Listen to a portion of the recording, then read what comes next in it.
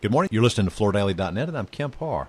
This morning, my guest is Heidi Cronin, the president of the Cronin Company, a distributor based in Portland, Oregon.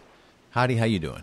I'm great. How are you? I'm good. We were together at Total Solutions not too long ago, but I missed the NAFCD meeting, and you stepped off. You were president 2 years ago and then past president last year, so you've kind of retired from leadership there. I wanted to get your take on the meeting, some of the highlights of the meeting, but before we do that, let's talk first about the Cronin Company. It looks like the company's been around 140 years, started in 1878, but you got into flooring in 1962, 56 years ago. What drove that decision? Well, it started out as a saddle and harness company and made high-back saddles for the Spanish-American War, then into automobile parts. Somewhere along the way, my uncles and grandfather had branched off and kind of started in electrical distributing, but my uncle still kept the Cronin Company, and he took on, I believe it was Kentile years ago. And when my dad got out of college, and they were kind of selling it out of the basement of electrical distributing, Dad took it over and bought out all his brothers and sisters and built it up. So it started with Kentile GAF and then got into Wilsonart laminate. And he's built it up to what it is today. And once I got out of college, he got me into the business, and I kind of fell in love with it. I've been in it about 26 years now. Now, wait a minute. This is an abridged version, because I've read an article on you, and you studied criminology. I did. In order to get into law enforcement, you got to be able to pass these tests. I wasn't doing very well, and I went to school in Ashland, Oregon, and Dad wanted to open a branch down there, so I took it. My training was 2 months on our order desk up in Portland, and then I was thrown to the wolves. So you're fifth generation, and you're president now. So, and I know the company's been doing well. So I guess you stepped into what you should be doing, right? Yeah, it's been an interesting transition. I never asked for it. Yeah. It just kind of has happened. It wasn't really the path I was thinking I was going to go. I'm very fascinated with why people do what they do. So that's where criminology came into play. But once I got in the flooring industry and started meeting the people were great. I enjoyed working with customers. I enjoyed working with the product. And the more I got involved, the more I started loving it. And you like giving back, because, I mean, like we said, you've served on the board of the NAFCD, and you're also now in leadership positions in some of these tile organizations. I did jump into getting more involved on the ceramic tile side based on customers kind of urging me to, saying, you guys can do great things. Maybe you should try it. And so I did, and we've hosted CTI certifications. Real quick, back to just a quick overview. You've got 8 locations. What is your service area? Our service area is Oregon, Washington, Alaska, Idaho, and Montana. We have branches in Oregon, Washington, and Alaska. Okay, and you're in hardwood, tile, stone, resilient, laminate, and installation products in the flooring category. And surfacing material like Wilsonart and quartz. Okay, so give us a quick highlights of the meeting. I know the ITR presentation, that's always very interesting, the Brian Beaulieu presentation, where he pretty accurately predicts what's going to happen in the future. What's the story there? Everybody that I've ever talked to basically states that whole convention is worth the whole price just to go and see the Beaulieu's talk. Basically the same thing as last year, except it's kind of extended a year. They say, 2019 is going to slow a little, and then it will probably slow, and there'll be a little bit of a downturn in 2020, but, the real recession's not really going to hit until about 2030. Same basic information as the year prior. Right. I remember last year it said we were going to have the roaring 20s, and then there's going to be a huge crash in 30s. So that's great. You and I will hopefully be retired by then, right? Exactly. All right, so what are some of the challenges that distributors are facing now? There's one that I don't think everybody's been concentrating a lot on, working with millennials and doing all that. But I think one of the difficult things in distribution and in flooring right now is the transition of the baby boomers going out. Some have a difficult time letting go, some don't.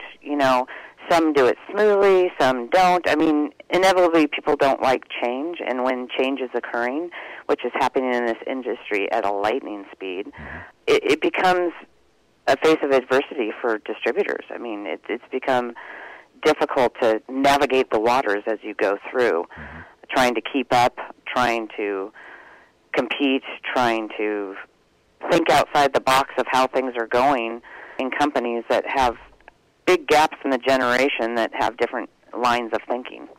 So are you talking about internally within your own organization or the customer base? I would say both.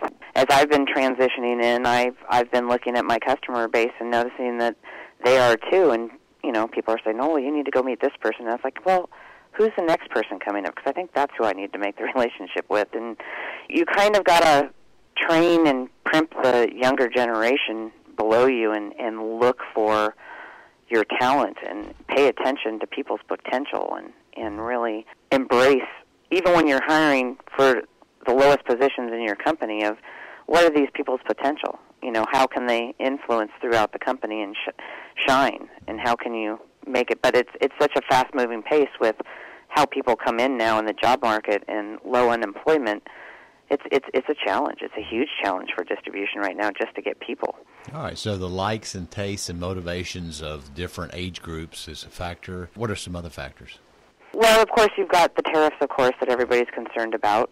It isn't necessarily a negative per se. I mean, it is what it is. It may even out some of the price gaps between products.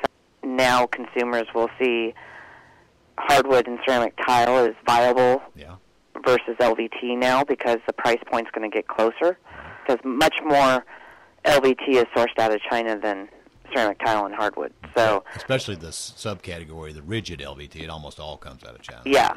That plays a role, and it's obvious. I mean, there's a lot of consolidation within distribution, and a lot of private equities buying up distribution, and it's a changing world. So you got to kind of be on top of it and pay attention. Well, we've seen that PE money come in before.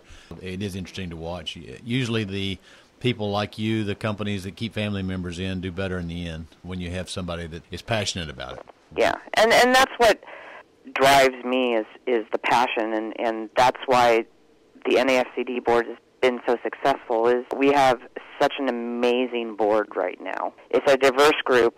It includes large distributors, medium distributors, and small distributors. It includes vendor partners, manufacturers from all categories, whether it be installation supplies, whether it be wood, whether it be resilient. Let me ask you about the long-term outlook for distribution. Do you consider that the big companies that can distribute their products directly to market, do you consider them to be partners or competition? It's kind of both. You kind of watch it. I pretty much pay attention to my business and my customer base and how I do it. I don't concentrate much on how competition is doing it. Yeah.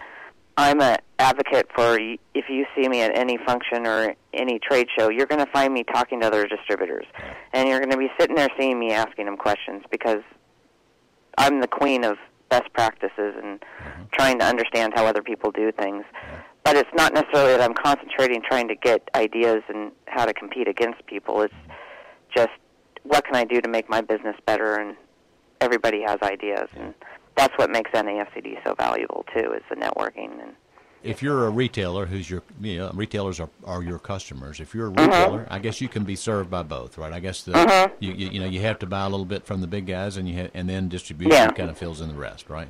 Yeah. Yeah. Okay. And so you feel good about the future. I do. I mean, it's going to be tough, and you're going to have to navigate it. Is it going to be viable for years to come? Who knows? You look at my company, it evolved from saddles to cars to flooring, for crying out loud. Who's to say it's not going to go into something else in the next few years? Okay. You got to be viable if you want to keep a company going. You may have to change and turn. Yeah. All right, Heidi. Well, thanks for spending time with my listeners and telling us a little bit about the NAFCD meeting that took place a couple weeks ago. Again, been talking to Heidi Cronin, the president of the Cronin Company, and you've been listening to Kemp Harr and FloorDaily.net.